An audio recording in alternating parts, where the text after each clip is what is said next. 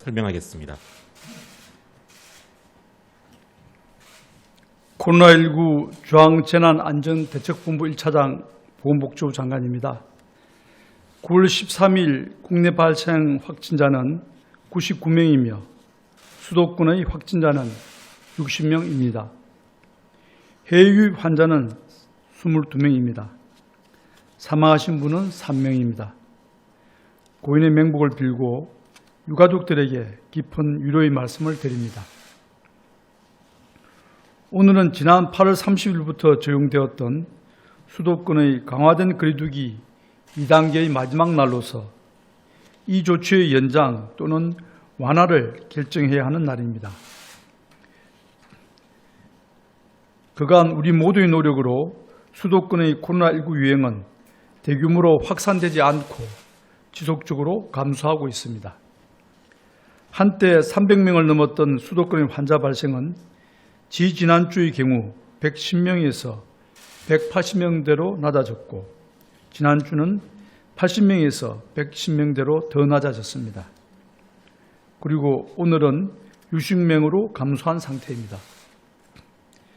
이러한 감소 추세는 지난 8월 16일부터 시작한 수도권의 거리두기 2단계 조정의 결과로 분석되며 이제 8월 30일부터 시작한 강화된 2단계 효과가 본격적으로 발휘될 것이기에 환자 발생의 감소 추세는 당분간 계속될 것이라고 판단하고 있습니다.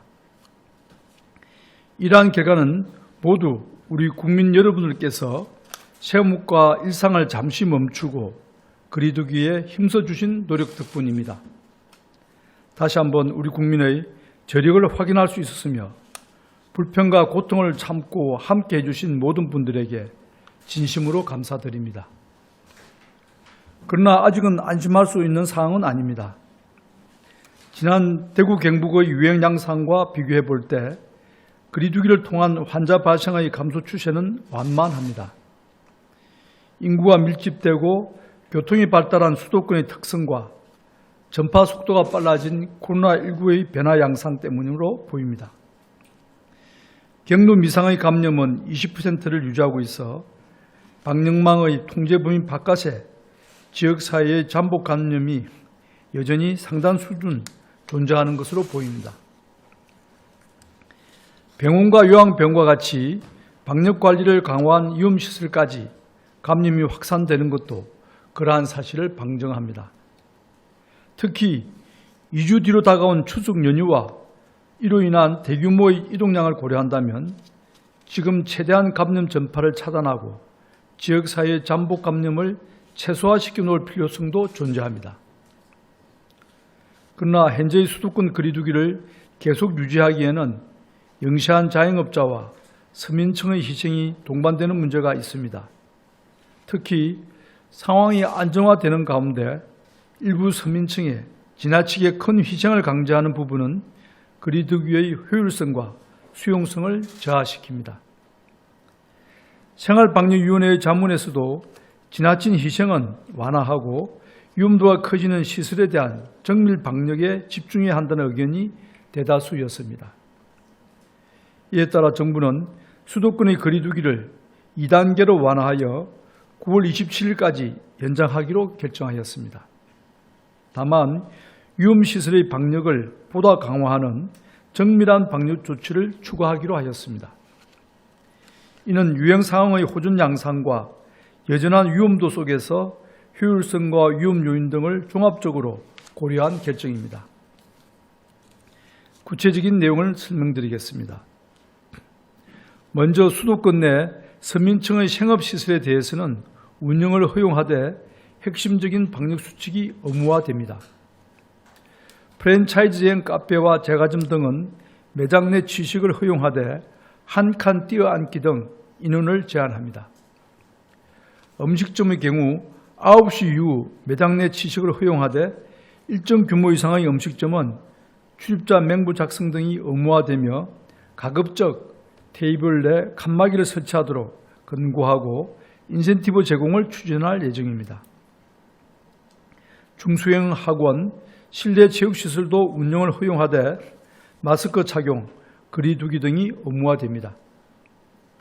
전국의 PC방의 경우 미성년자의 출입 금지, 좌석 한 칸씩 띄어 앉기, 음식 섭취 금지 등을 의무화하되 고위험 시설에서 해제하여 운영을 허용합니다. 치명률 높은 고위험군이 밀집한 병원과 요양시설에 대한 방역은 더욱 강화합니다. 병원에 입원하는 환자에 대한 진단검사를 활성화하기 위하여 건강보험 적용을 추진합니다. 2단계 거리두기 기간의 한시조치로 검토하고 있으며 최대한 신속하게 세부 방안을 수립 시행하겠습니다. 수도권의 요양병원과 요양시설에 대해서는 잠복 감염을 조기에 발견하기 위하여 순차적으로 표본 진단 검사를 실시할 예정이며 면회 금지 등 방역관리 사항을 일제 점검하겠습니다. 기존에 실시되고 있던 거리두기 2단계 방역 조치는 계속 적용됩니다. 구체적으로 말씀드리면 실내 50인 이상, 실내 100인 이상과 100인 이상의 집합과 모임은 금지됩니다. 클럽과 유흥주점, 방문 판매업 등 11종의 고위험 시설은 집합 금지 명령이 유지됩니다. 교회의 소모임과 식사는 계속 금지되며 비대면 예배의 지속 방안에 대해서는 정부와 교회 간 협의체에서 논의하여 결정할 예정입니다. 특히 집단 감염이 계속 발생하고 있는 방문 판매업의 각종 소모임, 설명회 등에 대해서는 점검을 강화하고 구상권 청구를 적극 시행하는 등 엄중하게 대응할 것입니다. 상세한 내용은 보도자료를 참고해 주시기 바랍니다. 이번 수도권의 2단계 거리두기 조정은 9월 27일 일요일까지 앞으로 2주간 적용될 예정입니다. 이후 추석 연휴가 시작되는 9월 28일부터 10월 11일까지의 2주는 위험도가 높은 측면을 고려하여 전국에 대하여 특별 방역기간으로 설정하고 방역관리를 강화할 예정입니다. 코로나19 유행 추이와 변화 양상을 보며 필요한 방역 조치를 한층 강화할 예정으로 세부적인 내용은 향후 상황을 보며 결정하겠습니다. 국민 여러분의 어려움을 하루빨리 들어드리고 싶은 마음이지만 방역당국자로서 어려운 부탁을 다시 드리게 되었습니다. 이를 매우 송구스럽게 생각합니다. 지금까지 국민 여러분의 거리두기 노력은 분명한 효과를 내고 있습니다. 코로나19의 확산과 유행 규모는 줄어들고 있으며 방역망의 통제력은 점차 회복되고 있습니다.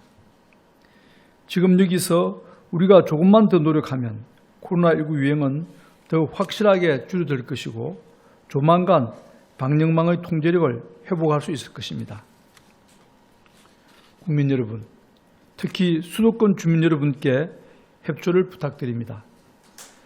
불필요한 외출을 삼가해 주시고 약속과 모임을 잡지 말아 주십시오. 사람과의 접촉을 최소화해 주시고 안전한 집에만 머물러 주시기 바랍니다. 우리는 매일의 일상에서 방역의 주체로서 책임감을 갖고 행동하는 다양한 분들을 만나고 있습니다. 약속은 다음으로 미루자면서도 살갑게 전화로 안부를 전하는 분들, 서로를 배려하며 대중교통에서 마스크를 잊지 않는 분들이 바로 그런 분들입니다. 국민 한 분 한 분의 성숙한 공동체 의식과 시민 의식을 통해 우리는 가족과 이웃, 우리 모두를 지켜나가고 있습니다. 이를 기억하시며 조금만 더 노력해 주시기를 부탁드립니다. 정부도 국민 여러분의 힘을 믿으면서 범정부적인 모든 노력을 다하여 코로나19에 대응해 나가겠습니다. 감사합니다. 예, 지금부터 질의응답 시간을 가지겠습니다. 배석자분들께서는 단상 위로 올라와 주시기 바랍니다. 브리핑은 사회적 거리두기 조치로 인해 온라인으로 진행되고 있습니다. 기자분들이 온라인으로 전달한 질문에 답하는 형태로 진행됩니다. 구체적인 통계 등에 대한 문의는 언론 대응팀으로 주시면 최대한 빨리 답변드리겠습니다. 먼저 온라인으로 전달된 출입기자단의 사전 질의를 말씀드리겠습니다. 한 가지 양해를 구할게. 장관님 시간 관계상 질의 하나에 대해서 답변을 좀 드리고 먼저 이석하고 그 이후에 배석자들 중심으로 질의 답변 드리도록 하겠습니다. 예, 기자단 사전 질의입니다. 수도권 거리두기를 2단계로 완화하기로 한 배경을 다시 한번 설명 부탁드립니다. 현 상황을 부정적으로 보는 입장에서는 신규 확진자가 100명 미만으로 떨어지지 않은 상황에서 추석을 앞두고 2단계로 완화하는 것은 성급하다는 이야기도 나옵니다. 이에 대한 정부 입장은 무엇이며 2단계를 유지하면서 특별히 추가로 고려하고 있는 대책은 있습니까? 예, 조금 더 확진자 수가 확연하게 줄어든 다음에 2단계로 완화하고자 하는 것이 저희들의 바람이었습니다. 다행스럽게 오늘 처음으로 이제 확진자 수가 두 자릿수를 나타나게 되었고, 전국 전체로 봐도 99명이었고, 특히 수도권만 놓고 본다면 60명으로 확연히 줄어드는 모습을 볼 수 있었습니다. 저희들은 이러한 확진자 수의 감소 효과가 8월 30일부터 시작되었던 강화된 2단계 효과가 이제 본격적으로 발휘될 그런 시기에 왔다고 그렇게 판단하고 있습니다. 따라서 그 효과가 앞으로 상당 기간은 확진자 수를 좀 더 적은 수가 나타날 것으로, 그렇게 효과가 나타날 것으로 기대를 하고 있습니다. 그런데 과연 완연하게 두 자릿수가 지속되고 난 다음에 2단계로 내려갈 것인지, 아니면 좀 더 강화된 2단계를 유지할 것인지를 두고 방역당국에서는 참 많은 고심을 했고, 또 각계각층의 의견을 수렴을 했습니다. 가장 저희들이 염두에 두게 됐던 것은 현재 상황의 거리두기에서 자영업자와 서민층의 희생이 너무 크다는 것입니다. 그리고 이러한 이 영세 자영업자와 또 서민층의 희생을 계속 유지하기에는 그것이 오히려 방역의 효과가 그리고 수용성을 저하시킬 것이라는 그런 염려들이 많은 곳에서 제기되었습니다. 그리고 며칠 전에 만났던 생활방역위원회 전문가들도 현 단계는 오히려 너무 좀 현실에 비해서 너무 강한 단계이고, 특히 지나친 희생을 초래하는 것은 방역의 지속성을 위협할 수 있는 요인이라는 것을 대부분의 위원들이 지적해 주셨습니다. 그래서 좀 더 거리두기를 완화하면서도 위험도가 높은 시설에 대해서는 정밀하게 관리하는, 조금 더 세련되고 타겟팅을 정확하게 정하는 그런 방역 조치가 필요하다는 것이 전문가들의 공통된 의견이었습니다. 그러한 의견 수렴과 여러분들의 지적에 따라서 우선 서민층의 생업과 직결되는 그런 시설 운영은 가능한 허용을 하되, 핵심적인 방역 수칙은 의무화하고, 또 병원이나 요양병원과 같은 최근에 들어서 집단 감염이 다수 발생하고 있는 이런 위험시설들에 대해서는 방역을 강화하는, 일부는 방역을 조금 완화시키지만 일부 시설에 대해서는 더 방역을 강화하는 쪽으로 방역 조치를 취하는 것이 이 상태에서는 가장 적합한 방역 조치라고 저희들은 판단을 했습니다. 그래서 이번에 2단계로 전체적으로 내리지만 일부 시설과 또 영역에 대해서는 또 엄격한 그런 방역 조치를 강화하는 쪽으로 저희들 조치를 삼았습니다. 그리고 더해서 추석에 대해서는 2주간의 추석 특별 방역 기간을 설정해서 추석 기간에 일어나고 있는 또 예상되는 국민들의 이동이라든지 여러 가지 행동들에 대해서 보다 적합한 방역 조치를 강화할 수 있는 방안을 저희들이 미리 마련해서 추석 전에 발표해서 국민들로 도움과 협조를 이렇게 받도록 하겠습니다. 네. 예, 장관님은 시간 관계상 먼저 이석하시도록 하겠습니다. 되겠습니다. 이후 질의응답은 남은 배석자 중심으로 답변해 드리도록 하겠습니다.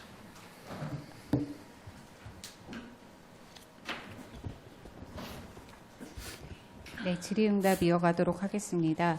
보건복지부 출입기자단에서 보내준 세 번째 질의가 좀 장관께서 기답변한 부분이 있긴 한데 우선 질문을 드리도록 하겠습니다. 연휴 특별 방역기간의 방역 수준은 현재 2.5단계 수준과 비슷할지 궁금합니다. 현재까지 확정된 구체적인 내용이 있다면 설명 부탁드립니다. 네, 추석 연휴는 아무래도 저희가 고향이나 친지에 대한 방문은 자제해 주실 것, 그리고 이동을 가급적 자제해 주실 것을 말씀드렸고, 집에 머무실 것에 대해서 말씀드렸습니다. 그럼에도 불구하고 추석 연휴가 5일이나 지속이 되고 또한 아무래도 평상시보다는 이동이 많을 것으로 예상을 하고 있습니다.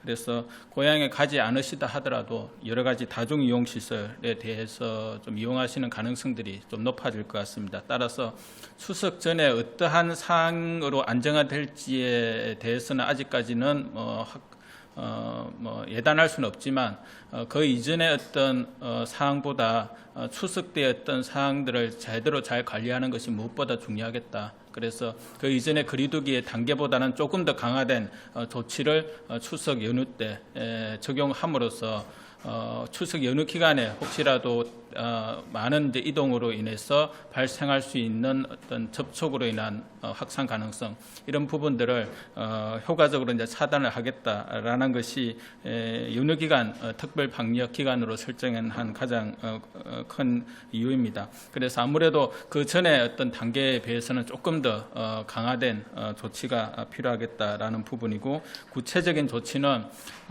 환자 발생 추이가 어떻게 되는지 또한 지역사회 감염 전파했던 위험성 정도가 어떻게 되는지에 따라서 그 전에 했던 단계들이 결정이 될 것 같고 그 단계에 비해서 조금 더 높은 수준의 강화된 조치들을 통해서 추석 연휴를 좀 더 안정화시키겠다라는 부분입니다.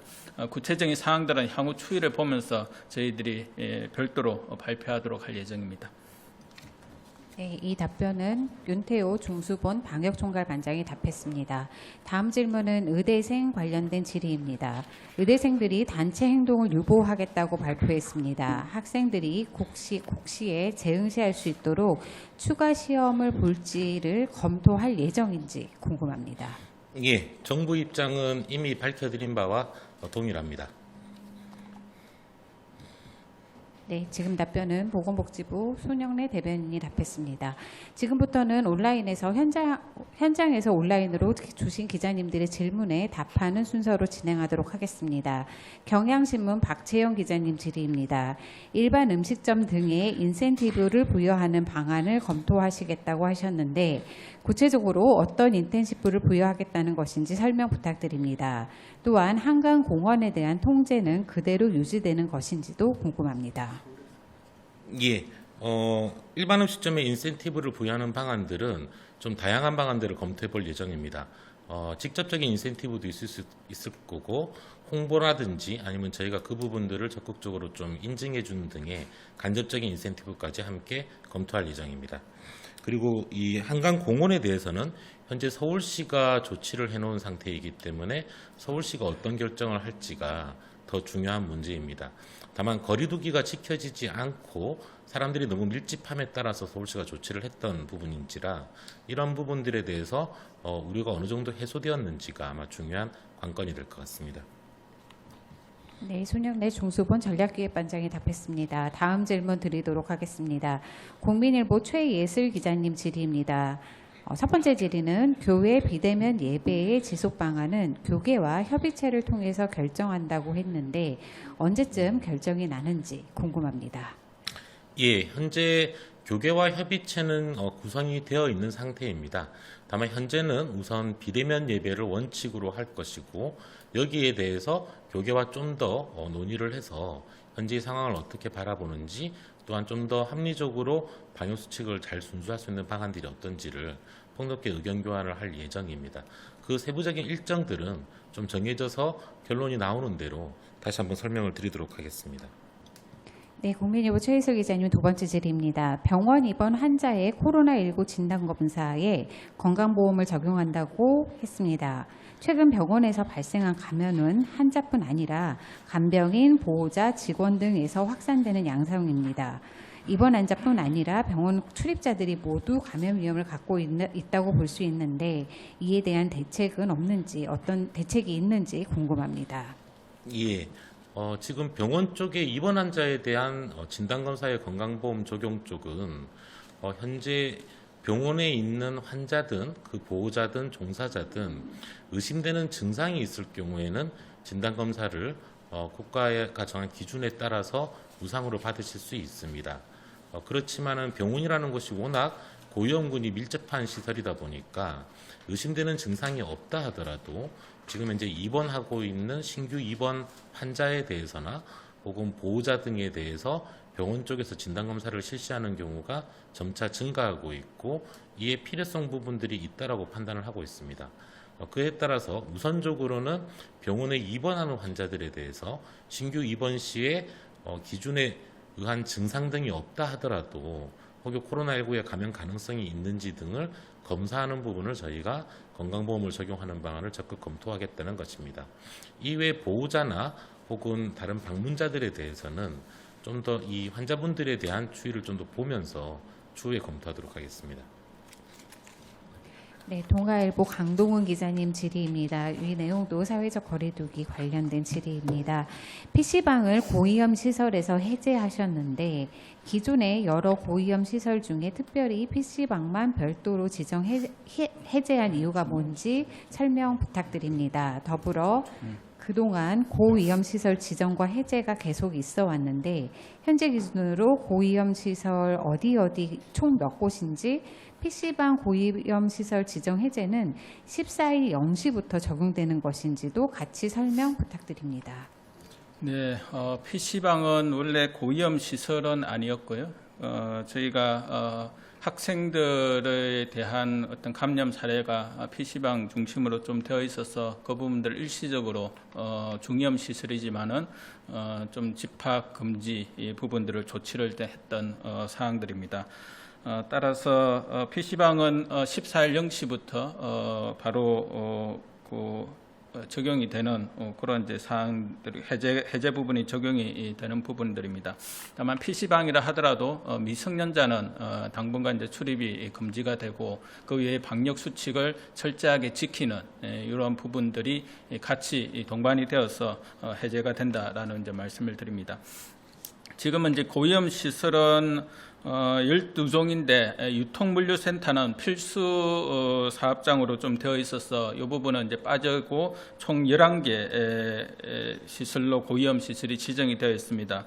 지금 클럽, 룸살롱 등 유흥주점, 콜라텍, 단란주점, 감성주점, 헌팅포차, 그다음 노래 연습장, 실내 스탠딩 공연장, 그다음 실내 집단운동, 격렬한 지역수류 등에 해당됩니다.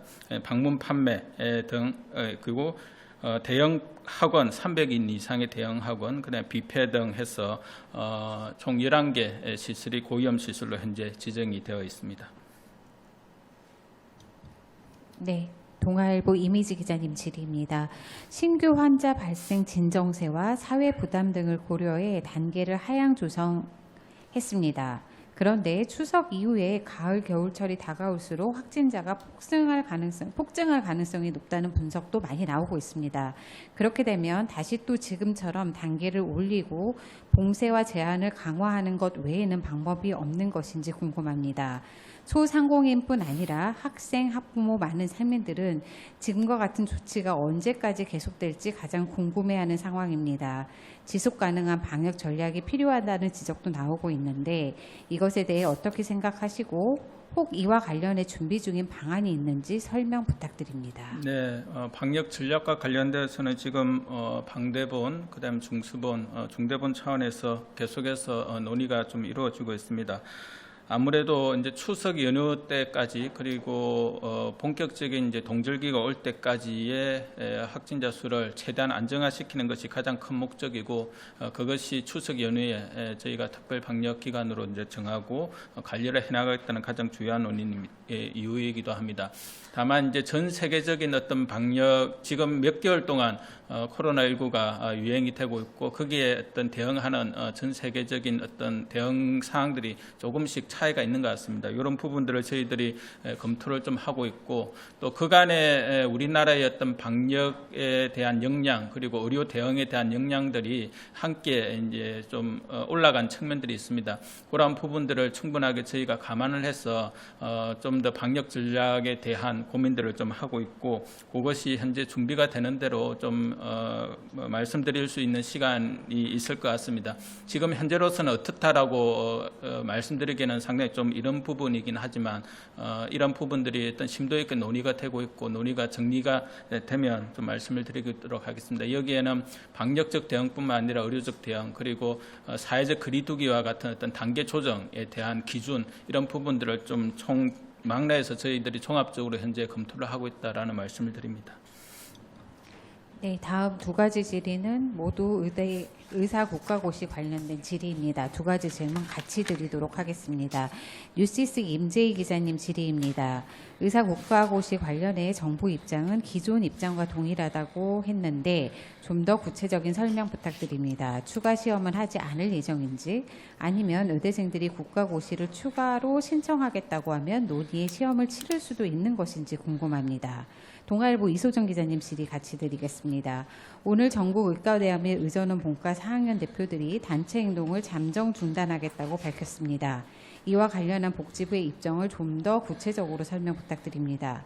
또한 국시 추가 접수와 관련해 의대협이나 의료계와의 접촉은 있었는지 궁금합니다. 예, 이 부분들은 여러 오해의 소지 같은 것들이 있을 수 있기 때문에 답변은 정부가 이미 말씀드린 바와 같다라는 말로 다시 가름하도록 하겠습니다. 그리고 학생들, 본과 4학년 학생들이 단체 행동을 잠정 중단하겠다고 한 점에 대해서는 정부로서는 환영을 하는 바이며 의사협회와 정부의 합의를 정부뿐만 아니라 국회도 함께 논의하면서 이 부분에 대한 서로 간의 진정성 있는 논의가 개시될 예정이므로 학생분들도 모쪼록 학업 현장으로 복귀하여 학업에 좀 매진해 주실 것을 재차 요청드립니다. 네, 추가 질의가 없으셔서 질의응답은 마무리하도록 하겠습니다. 이것으로 브리핑을 마치겠습니다. 참여해 주셔서 감사합니다.